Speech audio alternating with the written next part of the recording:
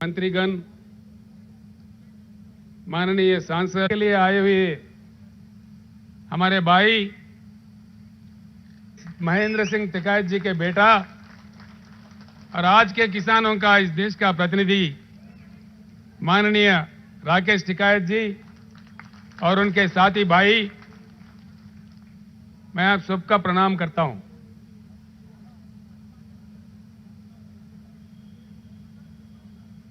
आज इतने दूर करीब 2000 किलोमीटर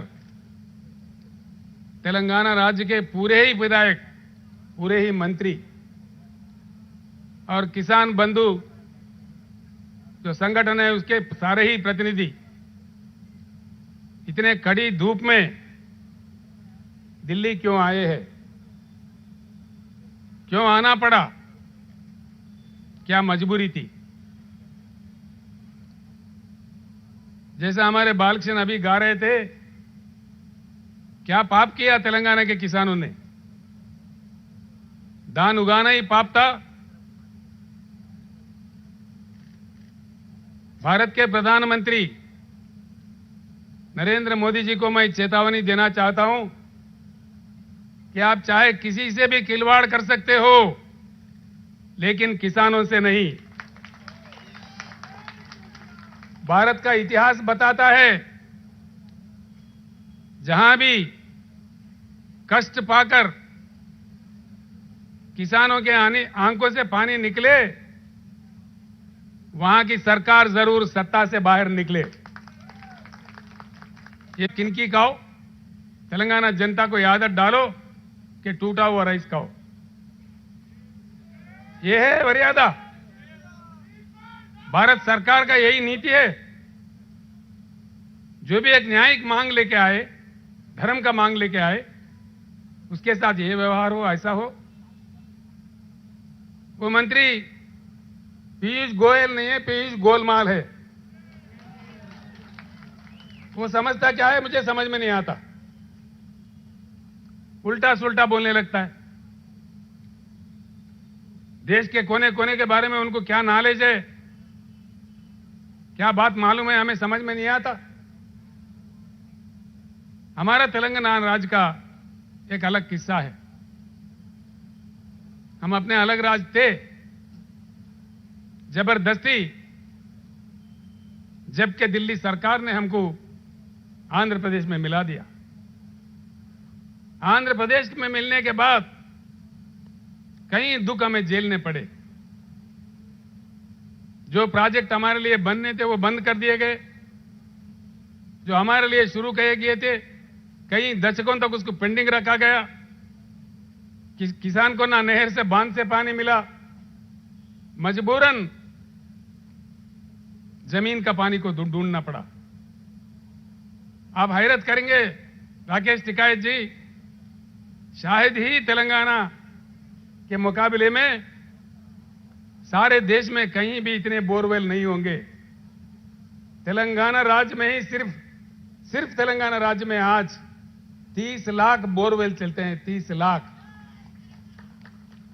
वहां के किसानों ने अपने खून पसीने की कीमत से 50,000 करोड़ के ऊपर खर्च करके इन 30,000 बोरों का खुदवाई की। लाइनों के लिए, करंट लाइन के लिए को नजरअंदाज किया, उसको बर्बाद किया। उसके बाद जमीन में पानी नीचे गया। 800 फीट में, 1000 फीट में, 900 फीट में पानी मिलता था। खेत उगाओ, बीच अदर में सूख जाओ, बिजली 5-6 घंटा भी सही नहीं आता। अब क्या करे किसान? एक जिला है जी महबूबनगर, उस जिले का आबादी है 35 लाख। वहां से 20 लाख लोग पेट हाथ में लिए मजदूरी करने देश के कोने कोने में जाते थे। ये हमारा दुख था। किसानों के आत्महत्या हजारों की तादाद में, और किसानों के परी काम करने वाले जो दूसरे लोग होते वो भी बिछड़ गए। सारी ग्रामीण व्यवस्था में दुख ही दुख भर गया था। पूरे बिखर गए थे। तेलंगाना समाज में एक जबरदस्त शोक, उससे लेके तेलंगाना जनता 1956 से लेके 6 दशक तक अलग राज्य का मांग करते रहे। हम अलग राज्य मांगते हुए कई बार कई हमारे युवा शहीद हुए। 1969 के मूवमेंट में हमारे 400 युवा पुलिस गोली के शिकार हुए, मारे गए। कई लोग, लाखों लोग जेल गए। हम कई दुख झेले थे। जब इस बार 201 में ये गुलाबी झंडा उठा, फिर एक बार जय तेलंगाना नारा गूंजा, तो हमने काफी प्रयास करके पूरी देश के राजनीतिक दलों को समझा के मना लिया। काफी मशक्कत के बाद, काफी काम करने के बाद, 14-15 साल के लगातार लड़ाई के बाद टीआरएस पार्टी को वहां सरकार चलाने का आदेश दिया। हम जब से चला रहे, सर्वोच्च प्राथमिकता हमारा खेती किसानी पे था। हम सारे जलाशय जो काफी कोशिशों से कई हजारों करोड़ खर्च करके हिंदुस्तान का इकलौता राज्य, एक ही राज्य है आज हिंदुस्तान में 24 घंटा हर किसी को क्वालिटी पावर देता है। आज हम देखते हैं सारा देश में जंग। प्रधानमंत्री के खुद के गुजरात राज्य में भी किसान उमड़ पड़े हैं रोडों पे करंट का मांग करते हुए। सारे हिंदुस्तान परेशान है। लेकिन मैं फख्र से कह सकता हूं, एक ही तेलंगाना राज्य है जहां हर किसी को 24 घंटा उत्तम दर्जे का पावर दिया जाता है। और खास तौर पर आपने अपने भाषण में जो कहा, किसानों के लिए 24 घंटा मुफ्त करंट देने वाला एक ही एक राज्य है हिंदुस्तान में, तेलंगाना राज्य। हमारे तालाबें भर गई, बिजली सही हुई, 30 लाख बोर काम करने लगे, हमारे पैदावारी लाजमी है बढ़ेगी। और पीयूष गोलमाल कहते हैं, भाई क्या चमत्कार किया तेलंगाना ने। हां किया जी, चमत्कार ही किया। अगर आप नहीं समझेंगे हम क्या करेंगे। जब हमारे पार्लियामेंट के नेता माननीय केशव राव जी राज्यसभा में सवाल उठाए, वो तो उनको ना समझ करार दे रहे थे। मैं पूछ रहा हूं पीयूष गोयल जी, ना समझ कौन है? हमारे केशव राव जी है, ये आप खुद में ना समझ है। कौन ना समझ है? ऐसे बातें, इतने अहंकार कहां से आए आपको? क्यों ऐसी बातें करते हैं? हां चमत्कार हुआ जी।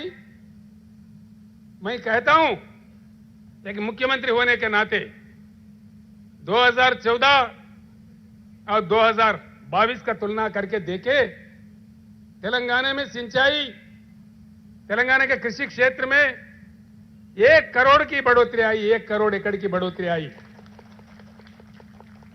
देश के प्रधानमंत्री सच्चे, अच्छे, ईमानदार, प्रजा प्रेमी प्रधानमंत्री होते, ये तेलंगाना किसानों ने जो काम किया है, ये सराहनीय काम है, प्रशंसनीय काम है। प्रधानमंत्री जी का कर्तव्य ये बनता है कि इसको सराहना चाहिए। उल्टा आप हमारे अपमान कर रहे, हमको दोषी ठहरा रहे। धान उगाना ही दोष है, इस देश को अन्न देना ही देश है, दोष है? क्या बात देश है? जैसा अभी हमारे भाई राकेश टिकायत जी कह रहे थे, देश में किसानों के एक महासंग्राम शुरू होगा। मैं उनका वचनों का स्वागत करता हूं। पूरी तेलंगाना के जनता और किसान डटकर आपके साथ खड़े हो जाएंगे। टिकायत जी, जो महासंग्राम शुरू होने हैं, मैं आप लोगों का तारीफ करता हूं, आप लोगों को शुभकामनाएं देता हूं। केंद्र सरकार कितना आपको अपमानित किया, हम देखते रहे, आश्चर्य व्यक्त करते रहे। आपको केंद्र सरकार ने खालिस्तानी कहा, उग्रवादी कहा, पता नहीं क्या क्या कहा, कितने मुश्किल खड़ा कर दिए, कितने पुलिस तैनात किए, लेकिन अटल तरीके से आप लोगों ने देश के किसानों के प्रति उनके मांगों को लेकर के 13 महीने लगातार जिस प्रकार का आंदोलन किया, शायद पूरी दुनिया भर में कहीं नहीं हुआ, किसी देश में नहीं हुआ। आपने ये हालत कर दी भारत सरकार का कि प्रधानमंत्री को खुद आके आपसे माफी मांगनी पड़ी, देश के किसानों से माफी मांगनी पड़ी। हमारे प्रधानमंत्री तो माफी के सौदागर है, जब कभी चुनाव आता है वो माफी मांग लेते हैं। कुछ समय पहले कुछ अन्य लोगों से भी वो माफी मांगे थे, हो सकता है बाद में भी फिर माफी मांगेंगे, यही लगता है। मैं सीधी बात कहना चाहता हूं, तेलंगाना चाहता है, तेलंगाना अनुरोध करता है, डिमांड करता है, इस देश के किसान भिखारी नहीं है, भीख नहीं मांग रहे हैं। इस देश के किसान मांग रहे हैं, अपना हक मांग रहे हैं। फिर एक बार मैं प्रधानमंत्री से कहता हूं, आप एक नई एग्रीकल्चर पॉलिसी का रचना कीजिए, हम भी उसमें योगदान देंगे। आप अगर नहीं करेंगे, ये बात आपकी बस की नहीं है, आगे चल के आपको हटा देके जो नई सरकार आएगा उसके तहत नई एग्रीकल्चर पॉलिसी, जो integrated agriculture policy of India होगा, उसको हम लागू करेंगे। तेलंगाना जब लड़ने के लिए निकलता है, अंतिम विजय प्राप्त करने तक रुकता नहीं। राकेश जी, एक अजीब बात है, वो हमारे किसान धान उगाए, खरीदो बोले तो ये उल्टा पलटा बोलते हैं। बड़ा चमत्कार, इन्होंने कहा जी क्रॉप बदल दो। हमने किसानों को कहा भाई क्रॉप बदल दो। क्रॉप बदलाव की बात हमारे कृषि मंत्री कह रहे थे, सारे एमएलए कह रहे थे, सारे मंत्री कह रहे थे, गांव गांव में हमारे सरपंच भी कह रहे थे भैया क्रॉप बदलना चाहिए। लेकिन इन्हीं के दो आदमी, एक आदमी है केंद्र कैबिनेट में मंत्री किशन रेड्डी जी,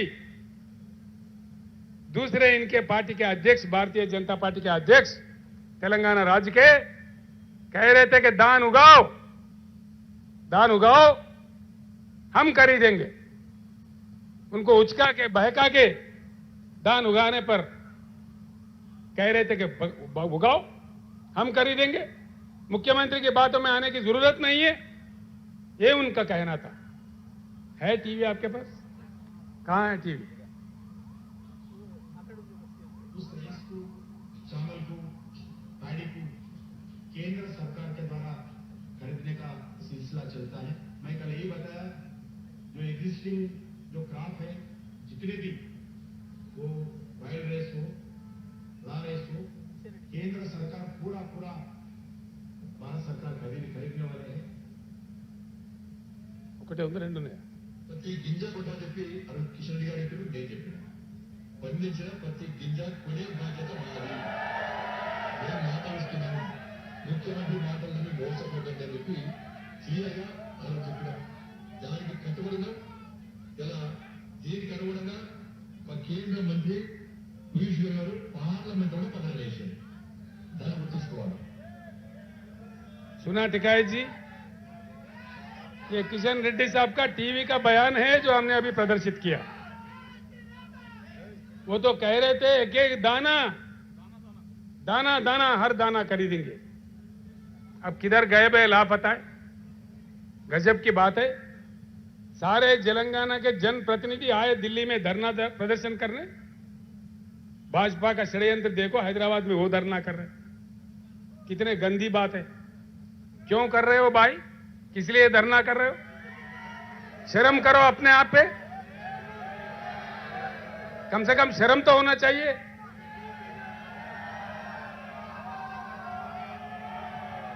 इतना बेशर्म भाजपा, इतना बेशर्म क्यों धरना कर रहा है बीजेपी? किस वास्ते धरना कर रहा है? मैं आज बताता हूं,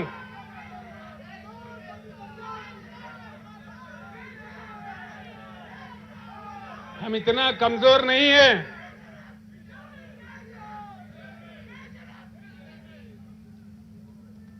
तेलंगाना सरकार इतना कमजोर भी नहीं है कि हमारे किसानों को गंगा में ढकेल देंगे। नहीं, ऐसा नहीं होगा। हमारे जान जाने पर भी ऐसा नहीं होने देंगे। बचा लेंगे हमारे किसानों को। लेकिन सारे देश को पता चले कि इनका व्यवहार कहां कहां क्या क्या चल रहा है, किसानों के साथ इनका व्यवहार क्या है। आपने सही कहा जी, बिल्कुल। आज का जो सरकार है षड्यंत्र वाला सरकार है, जनतंत्र वाला सरकार नहीं है। इतना बड़ा केंद्र का सरकार, इतने बड़े बड़े बातें करने वाले प्रधानमंत्री, तेलंगाना एक छोटा सा राज्य है, वहां के किसान का पैदावारी धान खरीदने के लिए केंद्र सरकार के पास या धन नहीं या नरेंद्र मोदी जी का मन नहीं। क्या नहीं? धन नहीं के मन नहीं। तेलंगाना तो आपको वोट चाहिए, दान नहीं चाहिए। तेलंगाना से सीट चाहिए लेकिन दान नहीं चाहिए। यह आपका षड्यंत्र है या राजनीति है। जब आवाज उठा के मांग करे तो उल्टा आपके भाजपा को हैदराबाद में धरना पे बैठाए। शर्म करना चाहिए, शर्म होनी चाहिए। ये षड्यंत्र देश में आगे से नहीं चलेगा। हम जाएंगे जी, आज या कल निकल जाएंगे, इस समस्या का समाधान ढूंढेंगे, इसको निपटाएंगे और बाज़ाब्ता आके बाकी दिल्ली में बैठ जाएंगे। इस सरकार का क्या क्या नीति है, आप जैसे कह रहे थे, सारे राजनेताओं को इकट्ठा करेंगे, जोड़ेंगे। इस देश के किसानों को जब तक संवैधानिक रक्षा नहीं मिली, जब तक एमएसपी संविधान में ना आए, तब तक हम बिल्कुल आखिरी बूंद खून तक भी हम लड़ते रहेंगे। लड़ाई जारी रहेगा। हम सारे लोग, राकेश टिकैत जी, हम सारे लोग आपके साथ होंगे। जल्द से जल्द जो जो मुख्यमंत्री इस बात से सहमत है, जो जो राजनीतिक पार्टी इस बात से सहमत है, उनकी सारी सहमति से देश में एक ऐसी जलजला भूकंप पैदा करेंगे, ये पीयूष गोलमाल भागते भागते नजर आएंगे। बिल्कुल भागेंगे जी। हमने बहुत देखा जी, बहुत बड़े बड़े हिटलर चले गए, नेपोलियन चले गए, मुसोलिनी चले गए। ये क्या बात है? क्या ये 1000 साल रूल करने के लिए तोड़ी है? कोई परमानेंट है क्या? इतना अहंकार क्यों? किनकी कहो? मंत्रियों से कहते हैं कोई काम दाम नहीं है क्या? मंत्री क्यों आए? हफ्तों पर इनके दफ्तर में गए, वहां मंत्री लोगों को बिठा के 3-3 घंटा देर करके आते हैं ताकि ये चला जाए, उल्टा बदनाम उन पे लग जाए। ये इनका नीति है। सारे हमारे सांसद गए, सांसद के साथ भी यही व्यवहार। क्या ये चलेगा? ये नीति है? केंद्र सरकार चलाने का गंभीरता है? ये बात नहीं चलेगी। यही नहीं जी, कई अन्य बातें हैं जो हमारे दिल में है। सारे देश के जनता के दिल में जो आग है, हमारे दिल में भी वही आग है। ये आग फैल जाएगी। ये आग आपको खत्म करने तक नहीं छोड़ेगी। जो आप कर रहे हैं, इस सरकार का सीधी नीति है। मैं इस सारे हिंदुस्तान के किसानों भाइयों से भी कहता हूं, सरकार का नीति साफ है। ये पूरा किसान खेती कारपोरेटों के वश करना चाहता है। कारपोरेटों को देके किसान जमीन छोड़ दे और अपने ही जमान में किसान नौकरी बन के काम करे, नौकर बन के काम करे। ये इनका नीति है। ये कहते हैं मीटर लगा दो। अभी आपने डिमांड किया किसानों को मुफ्त में मिलना चाहिए। उत्तर प्रदेश में ये हाल हो रहा जी। सरकार चुना, मोदी साहब ने बड़ी अच्छा तोहफा दिया। वहां पे तोहफा इतना है कि एक के जगह अगर 2 पशु खरीदेंगे वो कमर्शियल हो जाएंगे। मीटर लगाओ, खून चूसो। यह है तरीका देश चलाने का, किसानों के साथ खिलवाड़ करने का। ये नहीं चलेंगे। इसके अलावा भी जो भी इनके खिलाफ बोलते हैं उसका अपमान करना, उसका विरोध करना। जो विपक्षी नेता, विपक्षी दल होते हैं, उनके पीछे सीबीआई लगाओ, ईडी लगाओ, इनकम टैक्स लगाओ। इनके पार्टी के अंदर सारे सत्य हरिश्चंद्र है। देखिए इनके पार्टी के अंदर सारे के सारे सच्चा हरिश्चंद्र है या उनके भाई है। एक भी नेता खराब नहीं है जी। भाजपा के एक नेता के ऊपर भी ना ईडी जाता, ना सीबीआई जाता, ना खुद जाता। जहां भी कोई प्रश्न उठाते हैं, देखो ये लोग कहने लग जाते हैं जी। हर राज्य में इनका एक तमाशा बना हुआ है। चंद ही दिनों में मुख्यमंत्री को हम जेल भेजेंगे। हमने कहा आओ दम है तो आओ। किसको कौन जेल भेजेगा? आ जाओ, दम है तो आ जाओ। हर किसी को इनके छोटे मोटे कुत्ते राज्यों में भौंकने लगते हैं, मुख्यमंत्री को जेल भेजेंगे। हर राज्य में हर किसी के साथ मैं साफ कहता हूं, देश आपको समझ चुका है।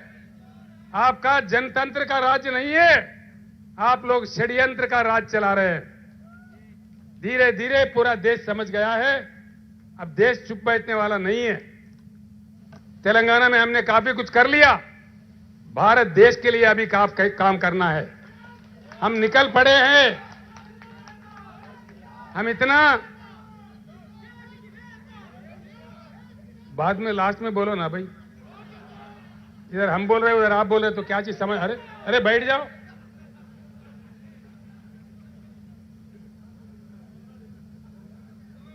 खड़ी धूप है, हम सबको जाना है, सक्षम जाना है। दान नहीं कर देंगे तेलंगाना में। किसान देख रहे हैं आपके तरफ। नरेंद्र मोदी जी को, पीयूष गोयल जी को मैं दो हाथ जोड़ के प्रणाम करके तेलंगाना किसानों के तरफ से अनुरोध करता हूं, जैसे सारे जगह से दान खरीद रहे हो, तेलंगाना भी दान खरीदो। 24 घंटे हम इंतजार करेंगे। क्या आपसे कोई आदेश आएगा? 24 घंटे के बाद हम फैसला लेंगे। क्या करना है हमें मालूम है, जो करना है हम करेंगे।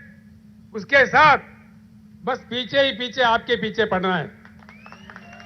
वहां काम निपटा के अब हम निकल पड़ेंगे देश पे। अब देखिए क्या क्या होता है, बात कहां से कहां तक जाता है, किस प्रकार से ले जाया जाता है। काफी बातें हैं, अगर वो मैं बात करने लगूं तो कहेंगे भाई राजनीति करने आए कि दान लेके, दान का मुद्दा लेके आए। और अब हम सिर्फ दान का मुद्दा पे ही बात कर रहे हैं, किसानों का मुद्दा पे ही बात कर रहे हैं। राजनीति की बात मैं वापस दिल्ली आके करूंगा, बहुत कुछ करूंगा। इनके क्या क्या षड्यंत्र है, इनके क्या क्या कथाएं हैं, सारे भांडा इनका फोड़ते हैं। किसके साथ किस प्रकार का व्यवहार इन्होंने कर रहा है, ये सारी बातें बड़ी बड़ी बातें हैं। हम वापस आके दिल्ली पूरे हमारे दोस्तों को, जो हमारे साथियों को बुला के बैठ के बात करके राष्ट्रपति चुनाव के बारे में बात करना है और इनके नीतियों के बारे में बात करना है। उन सारे चीजों का करते हैं।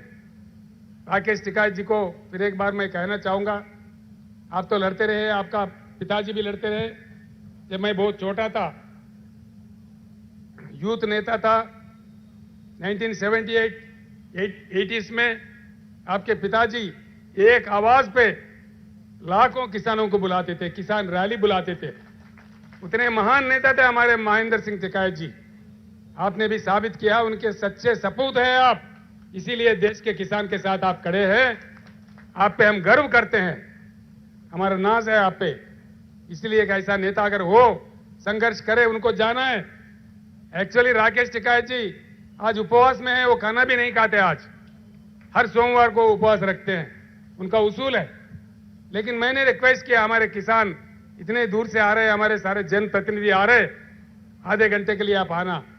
3:15 बजे का उनका फ्लाइट है, औरंगाबाद में, महाराष्ट्र में किसी संघर्ष में जाना है, किसान संघर्ष में उनको मीटिंग में जाना है, उनको भी हमें विदा भी करना है। तो इसीलिए भाइयों, आपने जो कष्ट करके इतने तो दूर आए, हमारे को यहां विजय प्राप्त भी हुआ, नहीं भी हुआ, कोई बात नहीं है। लेकिन देश को एक बार बताना था कि तेलंगाना किसानों का मांग क्या है। हमने वो बता दिया, बाकी प्रधानमंत्री पे छोड़ दिया। प्रधानमंत्री का आदेश मिले धान खरीदने का ठीक है, नहीं भी मिले तभी ठीक है। हम इतने गरीब नहीं हैं, अपने हाथ में समस्या समाधान हम ढूंढेंगे, कल परसों में उसका फैसला ले लेंगे, फिर उसके बाद अब इनके पीछे पड़ेंगे, सारे देश के किसानों के भलाई के लिए हम आगे लड़ते रहेंगे। जय तेलंगाना, जय हिंद। తెలుగులో చెప్పానా? తెలుగు में समझ जाएंगे, कोई बात नहीं, कोई बात नहीं। ధన్యవాదాలు। కేసీఆర్ గారి నాయకత్వం